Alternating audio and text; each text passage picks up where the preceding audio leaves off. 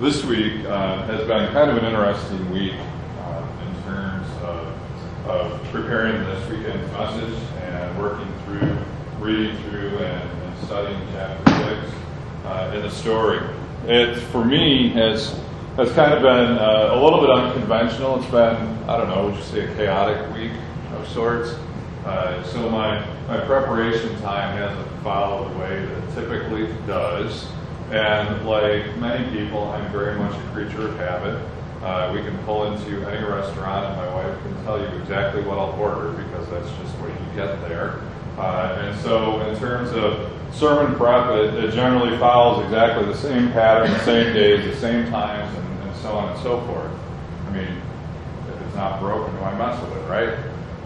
But this week, with the schedule being what it was, it's been different and kind of in a good way. It's been a bit challenging in terms of the time and the process, but it's also been very challenging personally because this is a message that we learn out of the events in the biblical account in chapter 6 of the story that, at least for me, has pretty profound implications on my life. It has a pretty significant impact, and I think it will for many people as well.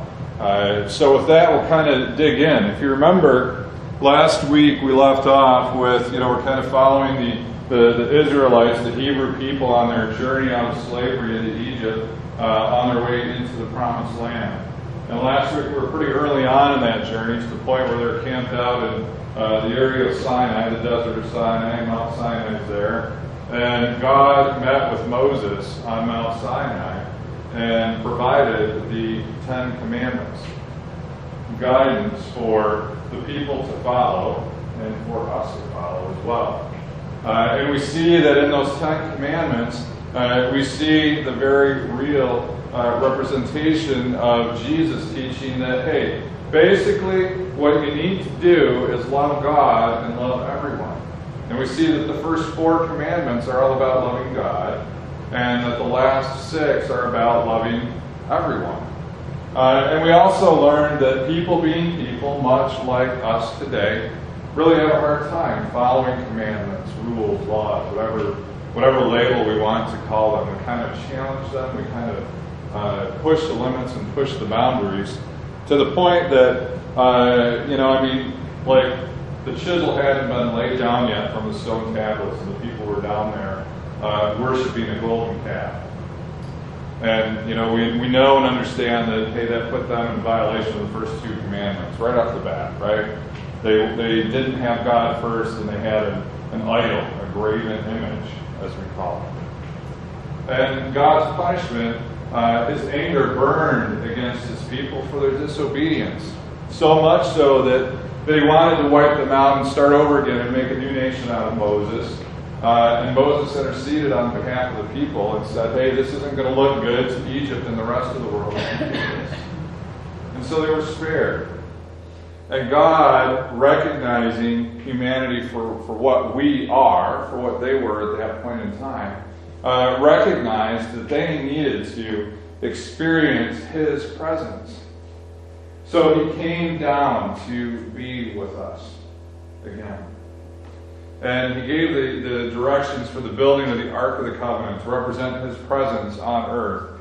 And the tabernacle, the tent where his presence was to exist, to live, so to speak. And he gave his word that he would guide his people by a cloud of smoke by day and a column of fire, a pillar of fire at night. And so this large nation, at this point in time, historians and scholars tell us that we're somewhere between 1 and 3 million people. So this large nation of a couple million people now has God, in essence, living with them. When he moves, they move. It's the same call that Jesus gives us, saying, follow me. When he moves, we move. And so God is out with them, and we pick up right at the beginning of chapter 6. On the 20th day of the 2nd month of the 2nd year, the cloud lifted from above the tabernacle of the covenant law. Then the Israelites set out from the desert of Sinai and traveled from place to place until the cloud came to rest in the desert of Paran. They set out this first time at the Lord's command through Moses. We're now 2 years into their journey from Egypt to the land of Canaan, the promised land. 2 years into this couple 100-mile journey. And finally, God says, okay, we're going to move. And his cloud lifts, and they get ready to move. Now, God recognized the logistical difficulties of getting a couple million people packed up and ready to go. I mean, it's hard enough. We experience in a family of 5 sometimes to get out the door for a journey. We're talking a couple million people here. So God said, hey, Moses, we're going to organize this in such a way to make it more efficient. I want the people divided up into 12 groups, the 12 tribes of Israel, with one person at the head of each. And you're going to have military leaders with each tribe, within each tribe, and you're going to have priests within each tribe. And they're going to kind of be responsible for their chunk, their piece of the pie, their portion of the population, to get them ready to go and moving. It'll be a lot more organized that way. And he told Moses, he said, have your craftsmen build a couple of essentially large trumpets, so that when it's time to go, the trumpets can be sounded. A couple million people know all at once, simultaneously. You don't have to wait for word to spread or anything like that. But it's time to go. And so they get ready and they start moving from the area of Sinai onward in their journey to the promised land, the land of Canaan. And pretty quickly the people start grumbling. Come to the conclusion that people then, just like today, are really bad travelers. They want to get there quicker and more comfortably and so on and so forth. And they start complaining about their journey and how hard and how difficult it is. And God gets angry with them. To the point that Scripture tells us, He comes down in fire and burns the edges of their camp. And the people are crying out, and Moses finally appeals to God. And God stops this particular punishment. And they continue on in their journey. And, God had been providing food for the people in the form of manna, which the Scripture tells us is kind of like coriander seed, looks like resin, and tastes like olive oil. They made bread out of it. They made what I envisioned, something like oatmeal or cream of wheat out of it as well. And that was their God-given provision for food. Came every day except for the Sabbath. Day before the Sabbath, they got twice as much so that they had food on Sabbath day as well. God was providing for them in a way that is probably more profound than what most of us have ever experienced. And yet they complained. They began to say, hey, I think we were better off in slavery in Egypt than we are now, free and following God and under His care and His provision. We're following God and we have this same old food every day. But at least when we were in slavery and hard labor in Egypt, we had fish and we had cucumbers and melons and leeks and onions and garlic. In other words, in bondage, life was better and easier than it was with God, is what they were saying. And you can imagine how God, who loves us beyond compare and beyond anything we can possibly understand, we can imagine how He would feel about that. You think about your kids at various times. I think all children do this at one point in time or another. They talk about their life as being so miserable that you think you're the worst parent in the world and you provided horribly for them. And they think their life is worse than everybody else's. And that's just kind of a small taste, right? That's what God's people were doing here. They were saying, hey, God, I know you're giving us this miraculous mechanism of feeding us and providing nutrition for us, but I don't like it. I'd rather be back over here and have fish and leeks and cucumbers, strange, and garlic. And so God is angry. God's angry with them. And again, he wants to wipe them out and create a new nation out of Moses. And Moses again appeals on behalf of the people. He says, God, I understand this is really terrible what they're doing. But if you wipe them out, what's that going to say to the rest of the world? That you took your people out of Egypt and just killed them. What is that going to say to the rest of the world? And we can infer for the rest of humanity. So God spares his people. And the grumbling continues. Grumbling, we all know and have experienced this, usually begins with one or two people and grows, almost like a cancer, right? Spreads through the crowd. One or two people are discontented.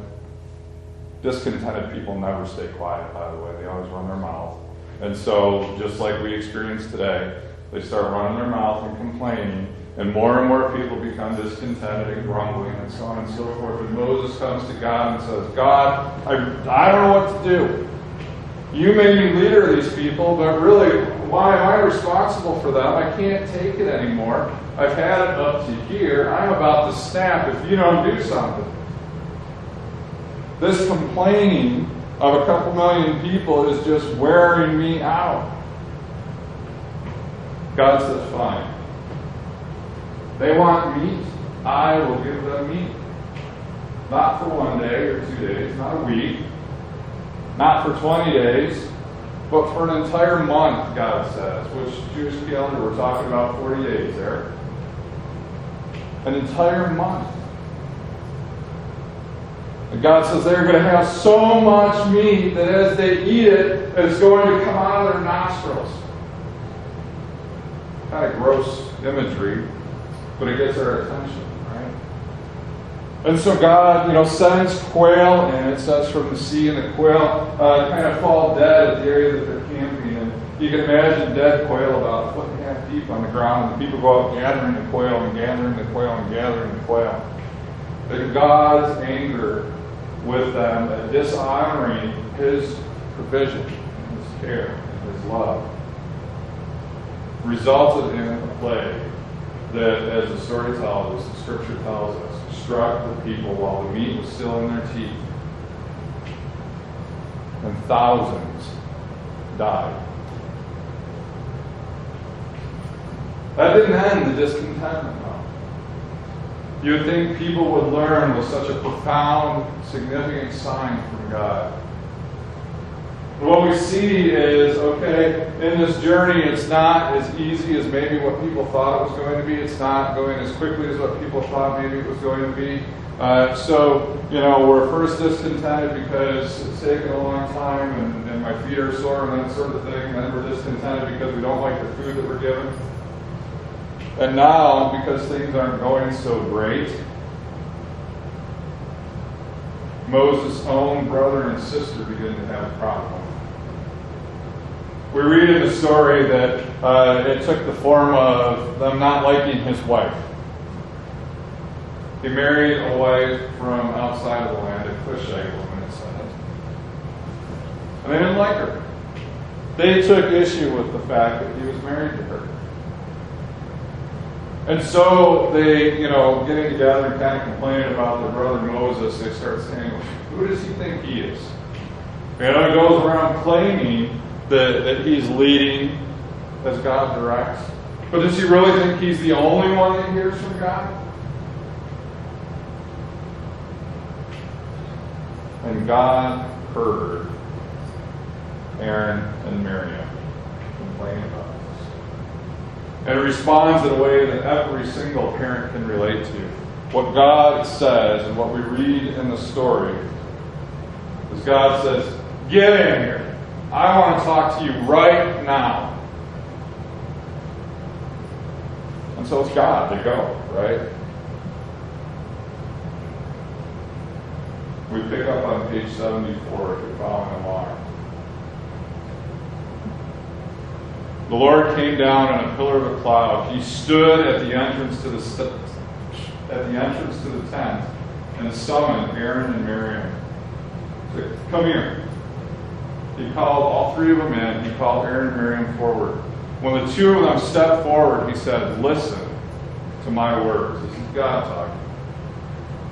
When there is a prophet among you, I, the Lord, reveal myself to them in visions. I speak to them in dreams. But this is not true of my servant Moses. He is faithful in all my house. With him I speak face to face, clearly and not in riddles. He sees the form of the Lord. Why then were you not afraid to speak against my servant Moses? I'm going to stop for a moment and give a brief little bit of insight or lesson that we can learn from that today. And it's one of those lessons that there's never really a good time to share this because it addresses how, as church members, we relate to our pastor. And it's one that I feel privileged and humbled to have seen both sides of it, both as a church attendant for most of my adult life, and now as a pastor, to be able to see both sides of it. This passage and understanding what it's saying kind of wrecked me a bit. It might wreck some of you a bit. It might irritate some of you, but I would encourage you to take it for what it's worth. This is one of those passages that a pastor would rather really not have to explain, but at the same token, we can't just blow over it either, because that would be dishonoring to God. It's one of those passages that you think, wow, if I have to teach this, God, why can't it be at a time when everybody in the church is happy with me? Well, I can tell you one thing that I've learned through my own experience and through that of others is there's never a time when everybody in the church is happy with you, unless, and this is what some of the more senior, more experienced pastors in the conference and whom I trust have shared with me. They tell me that if you're at a point in time in church that everybody's happy with you, then you probably aren't serving God and teaching truth. If you're doing what you're supposed to, there's always going to be somebody that's irritated with you, that's annoyed with you. Be okay with that. That's the guidance that I get. And I appreciate it because I recognize that it's true. So what this is saying, God is basically saying, Aaron, Miriam, who do you think you are? I mean, it's one thing to have doubts and concerns and reservations, and the message for us is it's one thing to be like the Bereans that we read of in Acts chapter 17 and check what you hear in church to make sure it's correct. But what Aaron and Miriam did was they questioned the motives of Moses. They're calling into question God's hand in his life, God's call in his life, and Moses' response to that. So what we get from this when we look at it is, are you going to be irritated with your pastor? Probably, at some point in time. And that's okay, as long as you handle it in a healthy fashion. And what we get when we look at this is, yeah, you can disagree with your pastor on process. You can disagree with some of the things that he does, some of the choices that he makes, that sort of thing. But what God's saying is, don't you dare question his motives. And I can tell you, me personally, and I know probably between 100 and 150 pastors, every single pastor I know, their motivation, what their desire is for people to fall in love with Jesus at least as much as they are. My desire for this church and this community is for people to fall in love with Jesus as much as I love Jesus, and even more. Some people, I think, probably are as in love with Jesus as I am, and we want to grow and foster that relationship. That is the motivation of basically every single pastor. And God's saying, don't question that. Don't question that. And the lesson in here for pastors is a little bit before. Hey, God defended Moses because Moses was true to his calling and because Moses was a humble man. Be humble. and what you do is kind of the message for pastors. It's one that I take away from it. And I can look at this and I can recognize that before being a pastor, I definitely was like Aaron and Miriam at points in time. There are points in times that I questioned or wondered about the motivation of pastors that we sat under, that we worshiped under. And so this challenges me on both sides. And, I hope, and I don't want us to fixate on it, but I want us to understand it for what it is. Don't question the motivation. So, like I said, this necessary teaching might irritate some people.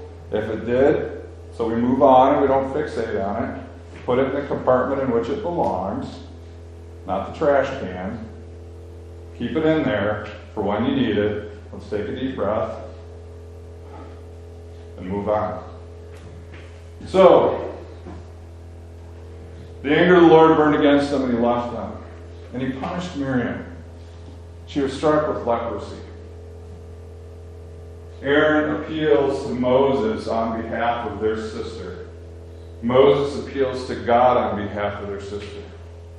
God says, okay, leprosy's gone, but just like anybody else that's unclean, she needs to go out and cleanse herself before she can come back into this place, into this space. And so we see the Hebrew nation continuing on their journey toward the Promised Land. And as they're approaching, they send out some spies to kind of check out the challenges and the battles that lie before them. And the spies went out, 12 spies total, and they went out and they're kind of scoping out these areas, and they come back to give their report, and 10 of the spies said, "Whoa, that city up there is no way we can get through there. Their military is so powerful, they're so strong, we're just going to be destroyed." 2 of the spies says, "Oh, we can do it." And as the report is heard and kind of spreads of sorts throughout the nation, we see the majority of the nation start grumbling and complaining against God again, saying, "What in the world are we doing? We would have been better off with Egypt. We were safe. Now we're going to be destroyed out here in the middle of nowhere." And the 2 spies who were optimistic in their viewpoint, they instantly humbled themselves before God and they cried out and they said, "Look, God can deliver us through this. He can take us through this and we will be fine." And so God looked at that generation of people and said, "Because you are unwilling to have your faith, place your trust in me through the midst of these difficult circumstances, I tell you, you will not enter the Promised Land." And so began 40 years of wandering in the desert. Just kind of wandering and meandering here and there on this journey. So that generation who was adults at the time that they decided that their trust would not be in God, they all died before entering the Promised Land. God's word came true. He said, "You will not enter because you doubted me." They didn't. They died. They never made it to the Promised Land. And so as we look at this passage, and we can look at it pretty easily as a historical account, we can see, wow, this was a terrible trip. And maybe we can look at it and say, those crazy Israelites, how could they doubt God? I mean, right there, a cloud of smoke and a column of fire, and you're going, wow. But still, we can look at this, and as we embark on our journey through chapter 6 this week of the story, I hope that we truly consider and look for ourselves in the midst of this, because the parallels are really rather profound. They're significant. We see, going back a couple of weeks, we see in the story of their deliverance out of slavery in Egypt, we see the Passover lamb protecting them from death and destruction, and them being delivered out of slavery.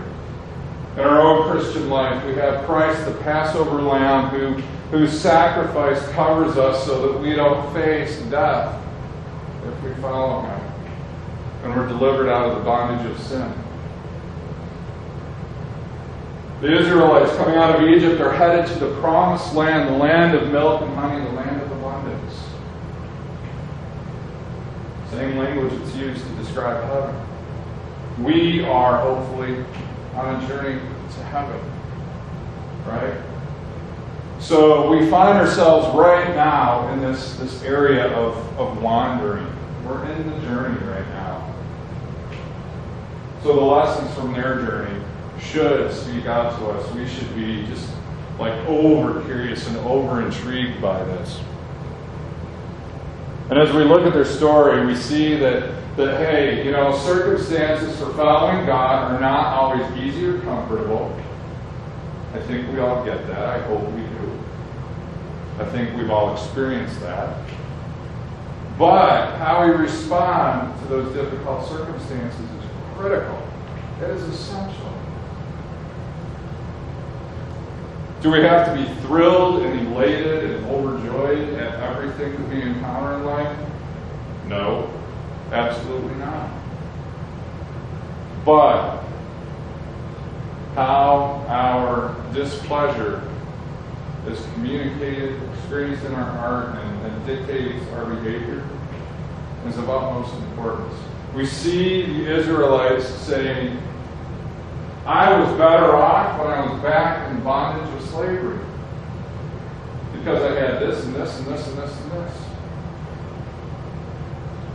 Do we ever, sometimes when things get difficult because we're a Christian, because our faith forces us to make difficult choices, do difficult things, do we ever look at it and say, I was better off than the bondage of sin? If I followed the way of the world, I would be so much better off. It would be so much easier. I think sometimes we creep into that. Do we ever, in the midst of difficult circumstances, rebuke, speak against, and fail to appreciate God's provision for us? That's what happened with the food, right? God had been providing nutritionally for them in a perfect fashion, of course. It came from God. And yet in their eyes, it wasn't good enough. I know from my own experience, and I don't think I'm that weird, I think I'm a little weird, but not that weird, that there are times that life is difficult and God's provision comes through and I don't fully appreciate it or fully recognize it. I would rather have something else. I would rather have fish than leeks and garlic, probably not cucumbers, but that's me.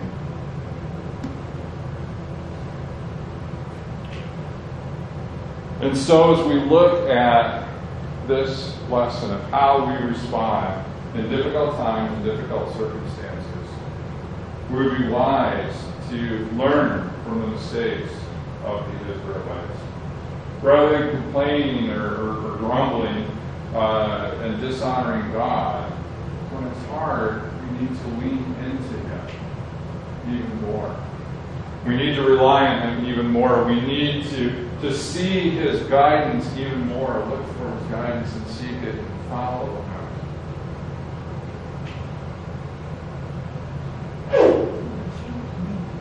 We have the journey between bondage and the promised land. How we respond during that journey dictates how much wandering we do from God's path, His way, out into the world and where Satan would rather have us. And sometimes back again. Not always. See, if we do too much wandering, just like the Israelites, we might not make it. We might have the period of wandering in our life be so long But we don't make it back to the path of the promised land. We die before we do that.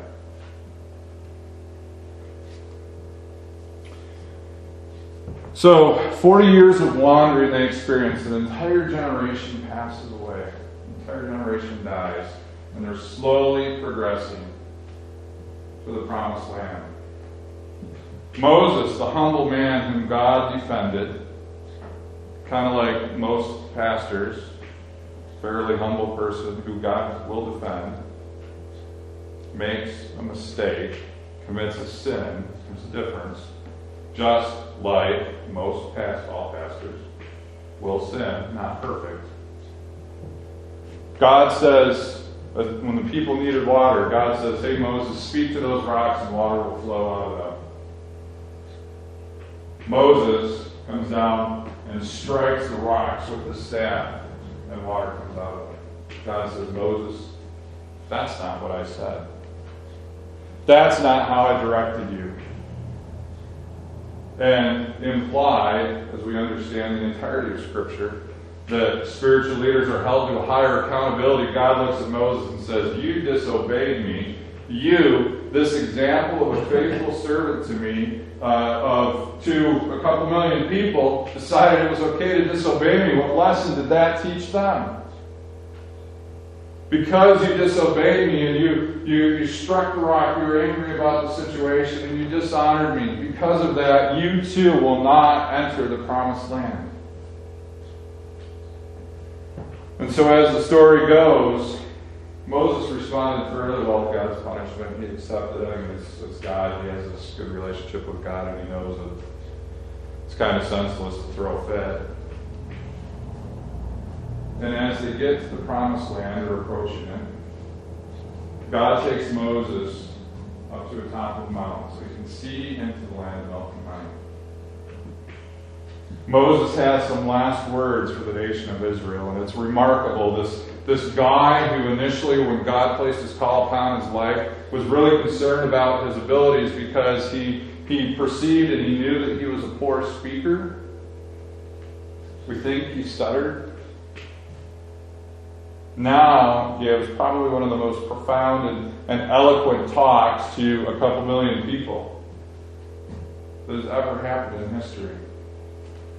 I want to share with you a couple pieces of that.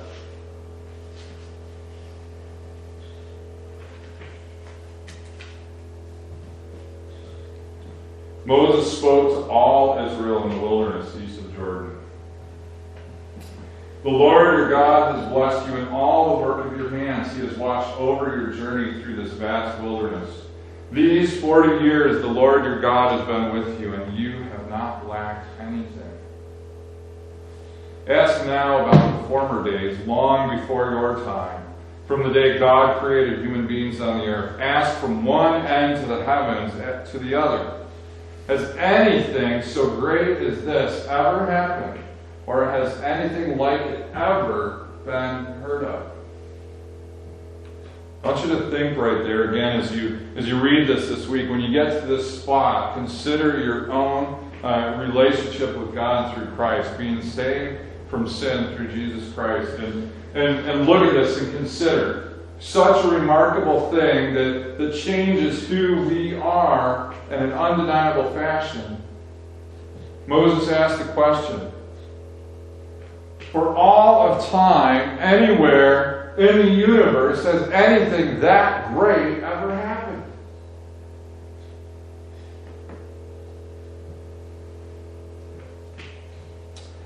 Has any other people heard the voice of God speaking out of fire as you have and lived?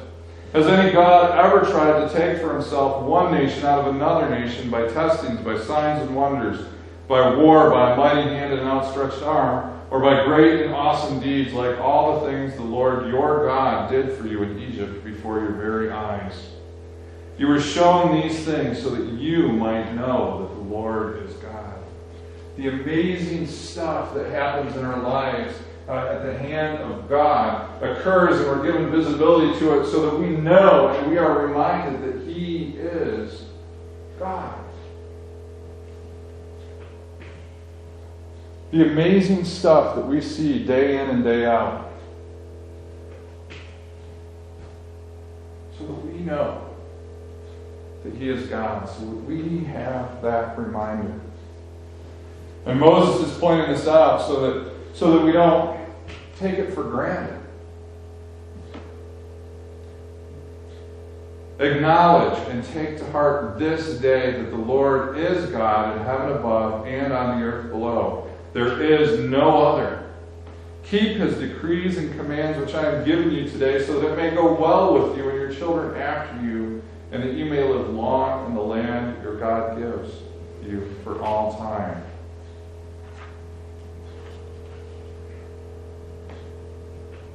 Moses, in this speech, and if you read chapter 6 this week, you'll see it in its entirety, then presents the choice that we all face. He says, "See, I set before you today life and prosperity, death and destruction. For I command you today to love the Lord your God, to walk in obedience to Him, and to keep His commands, decrees, and laws. Then you will live and increase. And the Lord your God will bless you in the land you are entering to possess. But if your heart turns away and you are not obedient, and if you are drawn away to bow down to other gods and worship them, I declare to you this day that you will certainly be destroyed." Moses is presenting that choice. Follow God and get life and prosperity. You'll move into the promised land. Follow Him. Keep His commands. But if you turn away, your heart turns away, if you are not obedient, if you don't obey the commands that God has given, all of them, not just your favorite ones, if you're drawn to other gods, money, materialism, power, whatever it is that gets between you and God, pride, if you are caught up with those gods, you will certainly be destroyed.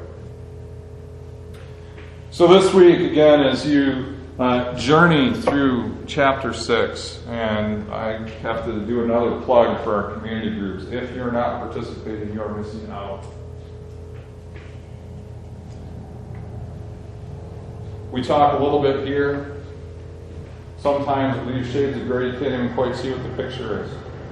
If you go to the community groups, the picture becomes more clear. You get a better understanding. Like teachers will say, and I think Laura would agree with this, the only bad question is the question that's unasked.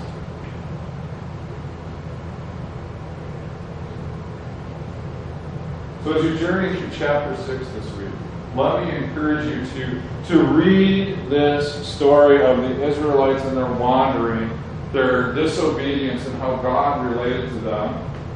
Out of His love, He extended mercy. He didn't just wipe them out as He was inclined to do. Out of His grace, there was second chances and third chances and fourth chances. I would encourage you, as you read that, to look not just at a historical account, but look at how this fits your life, your own journey from bondage to the promised land. Learn the lessons from the Israelites. Learn from their mistakes. Don't continue to make them yourselves. And see the difference. If you feel like you're wandering, focus on this and understand how it applies to you personally, so that you can get back on God's path. If you take that challenge seriously, it won't be easy. It'll be difficult. This has been a very challenging week for me personally. And, we're at a new week. It's not going to stop. Because there's some truths in this chapter that I have to wrestle with. And I think all of us do if we're honest. So take this week as an opportunity to really dig in and digest this and let God speak to you and work in you through that.